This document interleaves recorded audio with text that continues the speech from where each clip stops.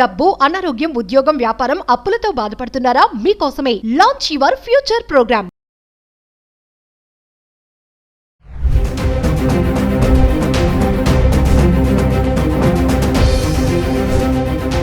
నమస్తే, welcome back to Suman TV. Present మనతో పాటు ఉన్నారు life coach, marriage counsellor Vasudhara garu. మేడంతో మాట్లాడదాం. నమస్తే మేడం. నమస్తే అమ్మా. మేడం, మరి ఈరోజు ఒక న్యూస్ నడుస్తుంది. ఆల్రెడీ నిన్న జరిగిన ఇన్సిడెంట్, ప్రొద్దుటూరు ఇన్సిడెంట్ చూసుకుంటే ఆల్రెడీ మీకు తెలిసే ఉంటుంది. మరి తల్లిని కొడుకు చంపేశాడు. అది కూడా రీజన్ ఏంటంటే డబ్బులు ఇవ్వట్లేదు అని చెప్పేసి, ఫ్రస్ట్రేషన్ అనేసి. అంటే ఎందుకు పిల్లల్లో ఇలాంటి నేర ప్రవృత్తి అంటే క్రైమ్ మెంటాలిటీ అనేది వస్తుంది అంటే దీనికి కారణం ఎక్కడ అంటే ఏం చెప్తారు? ఆల్ ఆఫ్ ఎ సడన్ అది రాదండి. అంటే ఇవాళ ఏదో ఒక డబ్బులు ఇవ్వలేదనో, లేకపోతే ఇవాళ ఒక రోజు కోపడ్డారనో కాదు. చిన్నప్పటి నుంచి కూడా దీన్ని అక్యుములేటెడ్ రిజెంట్మెంట్ అంటారు అనమాట. చిన్న చిన్న వాటికి కోపపడటం. కానీ మన ఇండియన్ పేరెంటింగ్ లో కన్సర్న్స్ ఎలా ఉంటాయి అంటే, ఇప్పుడు పిల్లాడు వెళ్ళాడు దెబ్బలు తాకించుకొచ్చుకున్నాడు అని అంటే అమ్మ వాళ్ళు ఏం చేశాడనగా, అరే ఎందుకు వెళ్ళేవారు అని కోపపడతారు. ఆ కోపపడటం అనేది కన్సర్న్. కానీ వాడు నన్ను కోపపడుతున్నారు అనేది అలా తీసుకున్నాడు అనుకోండి, వాడు ఒక రకమైన కోపం పెంచుకుంటాడు. మనకి తెలిసిన parenting authoritarian parenting, Indian parenting especially. So మన కన్సర్న్స్ ఎక్కువ ఎస్పెషల్లీ తల్లులవి కోపంలానే కనిపిస్తాయి, కానీ లోపల ఉండింది ప్రేమ. ఇప్పుడు ఈ పిల్లాడి విషయంలో చూసుకుంటే వాడు మేబీ ఒక్క బాబే అయి ఉండొచ్చు, సింగిల్ చైల్డ్ అయి ఉండొచ్చు.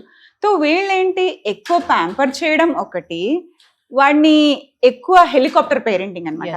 ఎక్కువ వాడు ఏం చేస్తున్నాడు, ఊరికి ప్రతి చిన్న విషయాన్ని అబ్జర్వ్ చేయటము, ఇలా చేయనానా, అలా వద్దు నాన్న అని ప్రతి దానికి చెప్తూ ఉండటం వల్ల వాడికి నెమ్మదిగా ఒకటి రిజెంట్మెంట్ అనేది పెరిగిపోతుంటది.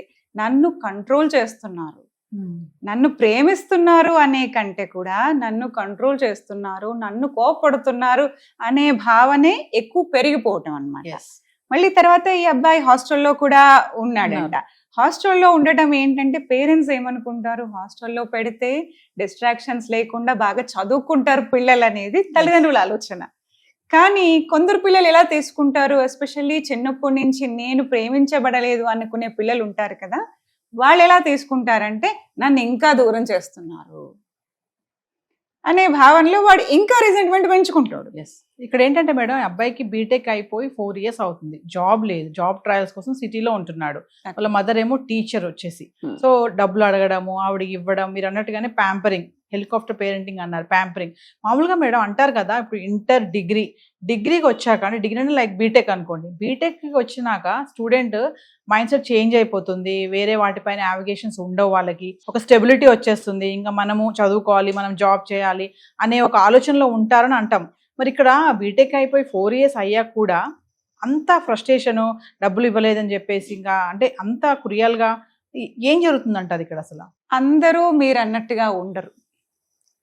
ఇది ఫ్యామిలీ లోన్స్ వస్తుంది అనమాట. ఫ్యామిలీ లీనేజ్ ఎలా ఉంది, తల్లిదండ్రులు ఎలా ఉన్నారు, ఇద్దరిలో ఏ ఒకరు కొంత అటు ఇటుగా ఉన్నా కూడా అది వాళ్ళ మీద ఎఫెక్ట్ చూపించే అవకాశం ఉందన్నమాట.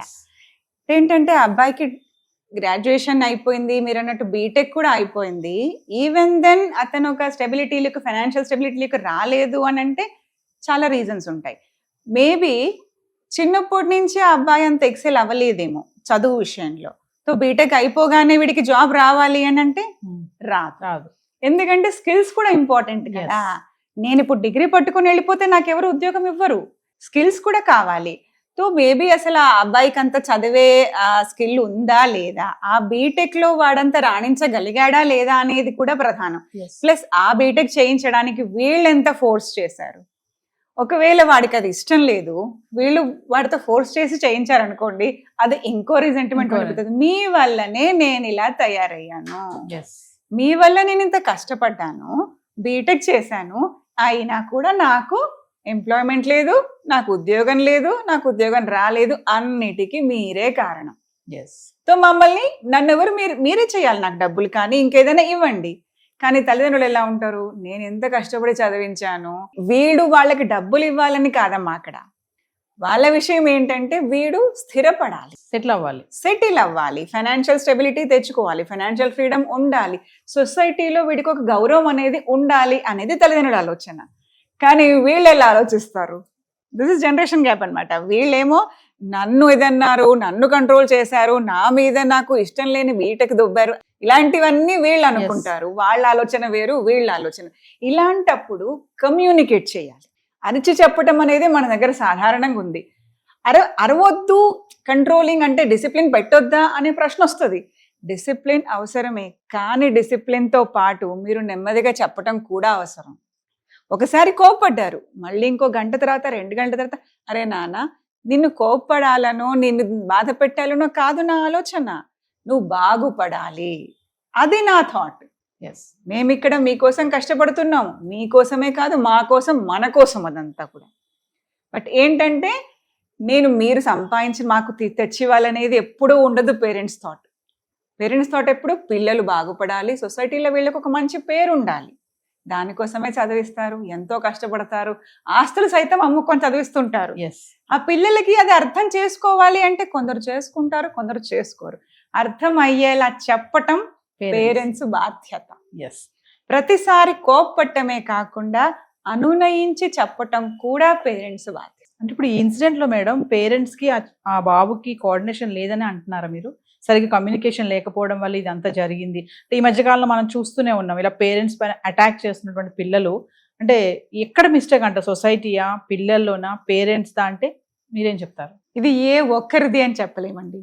మన సొసైటీ మనకు ఒక పేరెంటింగ్ ఇచ్చింది. ఇప్పుడు ఒక పేరెంట్ తన పిల్లలతో ప్రవర్తిస్తున్నారంటే వాళ్ళ పేరెంట్స్ ఎలా ప్రవర్తించారు అనేది ఒకటి. సో అది లీనేజ్ లో వస్తుంది అన్నమాట. ఈ పిల్లలు కూడా వేరే వాళ్ళతో మాట్లాడుతుంటారు, వాళ్ళ తల్లిదండ్రులు ఎలా ఉన్నారు, వీళ్ళ తల్లిదండ్రులు, నా తల్లిదండ్రులు ఎందుకు ఇలా ఉన్నారు, వాళ్ళు బాగా చూసుకుంటారు, వాళ్ళు ప్యాంపర్ చేస్తారు, మా తల్లిదండ్రులు మాత్రం ఇప్పుడు కోపడుతుంటారు. ఇంకొకటి ఫైనాన్షియల్ బ్యాక్గ్రౌండ్, అది కూడా మ్యాటర్. బాగా ఉన్న వాళ్ళు అనుకోండి, వాళ్ళు పిల్లల మీద చదువు కోసమనే కానీ ఉద్యోగం కోసమనే ప్రెషర్ పెట్టరు.